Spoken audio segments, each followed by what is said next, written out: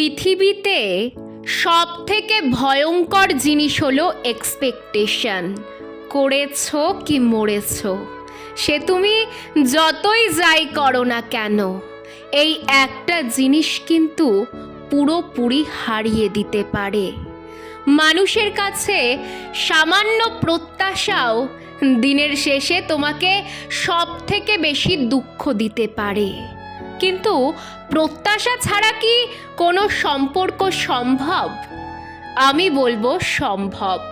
শুধু একবার নিজেকে বুঝিয়ে ফেলো যে তুমি যা দিচ্ছ তা কিন্তু তোমাকে কেউ ফেরত দেবে না। যেমন তুমি হয়তো কারো জন্য ঘন্টার পর ঘন্টা অপেক্ষা করছো, কিন্তু এই বিশ্বাস কখনো রেখো না যে অপরজনও তোমার জন্য একইভাবে অপেক্ষা করবে। তুমি হয়তো কারো চরম বিপদে পাশে ছিলে, কিন্তু এটা একবারও নিজেকে বিশ্বাস করিও না যে সে তোমার পাশে থাকবে। কারো কান্নায় তুমি ব্যাকুল হলেও সে তোমার কান্নায় একইভাবে ব্যাকুলতা দেখাবে, এটা মোটেও ভেবো না। তিলে তিলে মরতে হবে। কিন্তু তুমি কাউকে সম্মান দাও মানেই সে তোমায় সেই সম্মান ফিরিয়ে দেবে, তার কিন্তু কোনো মানে নেই। তুমি কারোর জন্য রাত জাগলে বলে সে তোমার জন্য রাত জাগবে, এটা ভাবাটাই ভুল। সেই সব মানুষ এখন পৃথিবীতেই নেই।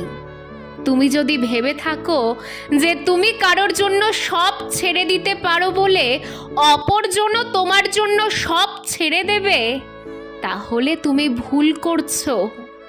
তোমার কাছে কেউ যদি ফার্স্ট প্রায়োরিটি হয়ে থাকে, তার মানে এই নয় যে তুমিও কারোর কাছে ফার্স্ট প্রায়োরিটি।